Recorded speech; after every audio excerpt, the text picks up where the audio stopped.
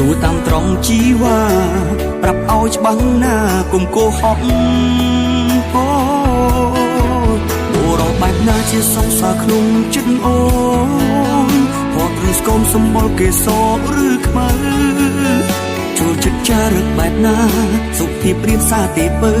ក្រៃលោតត្រូវនឹងចារឹកបងបុរសបែបណាជាសង្សារក្នុងចិត្តអូនក្នុងចិត្តអូនចូលចិត្តបែបណាប្រាប់បងបងនឹងព្យាយាមគ្រប់យ៉ាងធ្វើតាមចិត្តដែលអូនបងព្រោះម្នាក់នេះមានបំណងសុំស្នេហ៍អូនយូរហើយបើថ្ងៃមួយបងបានអូនធ្វើជាសង្សារបងនឹងរក្សាអូនមួយជីវិត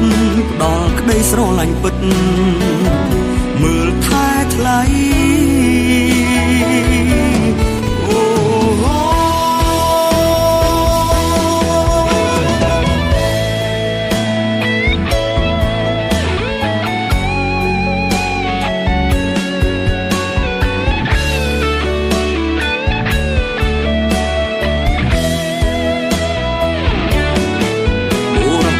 ជាសង្សារក្នុងចិត្តអូនហូតឬស្គមសម្បល់គេសឬខ្មៅចូលចិត្តចារឹកបែបណាសុភាពរៀបសារទេបើក្រៃលោតត្រូវនឹងចារឹងបងបុរសបែបណាជាសង្សារក្នុងចិត្តអូនក្នុងចិត្តអូនចូលចិត្តបែបណាប្រាប់ផងបងនឹងធ្វើតាមគ្រប់យ៉ាងធ្វើតាមចិត្តដែលអូនបងព្រោះអ្នកនេះមានបំណងបុរសបែបណាជាសង្សារក្នុងចិត្តអូនផតឬស្គមសម្បល់គេសឬខ្មៅចូលចិត្តចារឹកបែបណាសុភាពរៀបសារទេបើក្រៃលោតត្រូវនឹងចារឹងបងបុរសបែបណាជាសង្សារក្នុងចិត្តអូនក្នុងចិត្តអូនចូលចិត្តបែបណាប្រាប់ផងបងនឹងព្យាយាមគ្រប់យ៉ាងធ្វើតាមចិត្តដែលអូនបងព្រោះម្នាក់នេះមានបំណង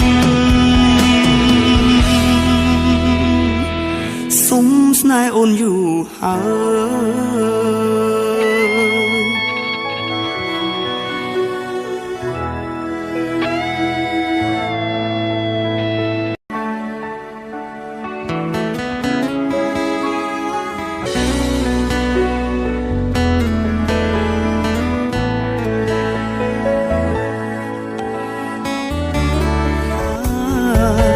សួរតាមត្រង់ជីវ៉ា